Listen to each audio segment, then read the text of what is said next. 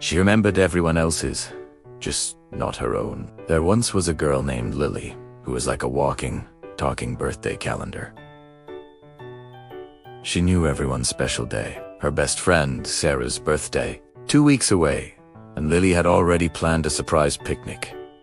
Her quiet neighbor, Mr. Henderson, his 75th was next month, and Lily was secretly knitting him a scarf in his favorite color, navy blue. She had a special knack for it, a genuine joy in making other people feel celebrated and loved on their day. Her phone was filled with reminders, not for her own appointments, but for the birthdays of classmates, coworkers, and even the friendly barista at her local coffee shop. She'd spend weeks planning, baking custom cakes, finding the perfect quirky gift, and orchestrating surprise parties with the precision of a movie director. To Lily, a birthday was the most important day of the year. For everyone else, her own birthday, however, was a different story. It wasn't that she disliked it. It was more like a blind spot, a date on the calendar that her own superpower just seemed to skip over. It would come and go without much fuss. A quiet Tuesday or a rainy Friday that felt no different from any other. Her friends would tease her about it. "Lily, you've planned my last 5 birthday parties." Sarah would laugh. "But I bet you can't even tell me when your own is without checking your ID."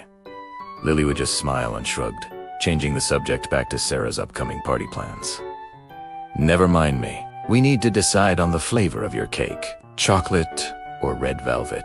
Celebrating others was her comfort zone, her happy place. The spotlight, she felt, was just too bright for her. One particular Tuesday in October began like any other. The autumn air was crisp, and golden leaves danced on the pavement. Lily woke up feeling a strange, quiet hum of something. It wasn't sadness, exactly, but a kind of gentle melancholy, a feeling of emptiness she couldn't quite place. She shook it off, attributing it to the changing seasons, and got ready for her day. At the coffee shop, the barista, whose birthday she had celebrated with a small cupcake just last week, handed her a coffee. "This one's on the house today," he said with a wink. Lily was touched. "Oh, you didn't have to, but thank you. That's so sweet." She thought it was just a kind gesture, a thank you for her recent kindness. Throughout the day, these small, wonderful things kept happening. A coworker left a beautiful pen on her desk with a note that simply said, "Thinking of you." A stranger on the bus smiled warmly and said, "Have a wonderful day." Each little moment was like a drop of sunshine, but it only seemed to deepen the puzzling feeling of hollowness inside her. It felt like she was on the edge of remembering something important, something that was just out of reach, like a word on the tip of her tongue. Why were people being so exceptionally nice today? Why did she feel so lost?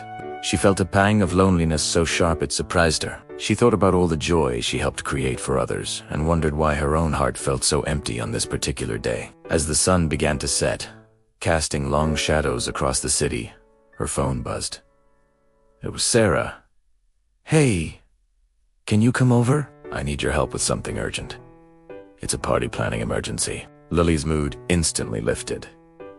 An emergency. This was something she could handle.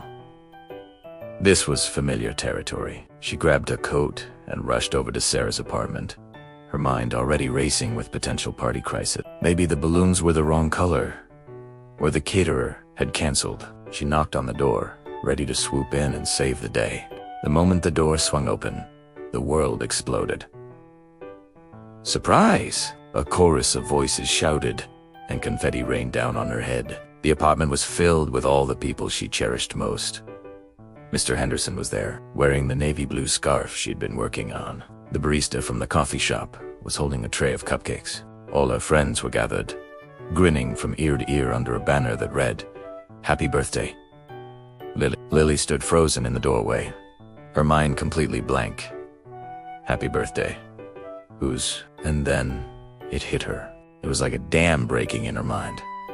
Today, it was October 15th, her birthday. A wave of emotion washed over her shock. Confusion, and then a profound, overwhelming warmth that chased away all the emptiness she had felt all day. Tears welled up in her eyes, but they were happy tears. She looked at Sarah, who was holding a big, beautiful cake with candles already lit. 'We couldn't let our official birthday planner forget her own special day,' Sarah said. 'It's a party planning emergency. We need to decide on the flavor of your cake. Chocolate or red velvet.' Lily shook her head. 'Never mind me. We need to decide on the flavor of your cake. Chocolate or red velvet." She felt her voice soft. "It's our turn to celebrate you, Lily." For the first time, Lily didn't feel the urge to deflect the attention or hide in the background. She felt seen, she felt loved. All the small kindnesses from the day suddenly made sense. They weren't random acts. They were part of a coordinated effort by her friends to make her feel special. She blew out the candles, making a silent wish not to forget this feeling. That night, surrounded by the laughter and love of her friends, Lily finally understood. The joy of celebrating wasn't just in the giving, it was also in learning how to receive. And as she took the first bite of her own birthday cake, she decided it was, without a doubt, the most delicious cake she had ever tasted. From that day on, there was one more birthday that Lily made sure to circle on her calendar every single year. Her own.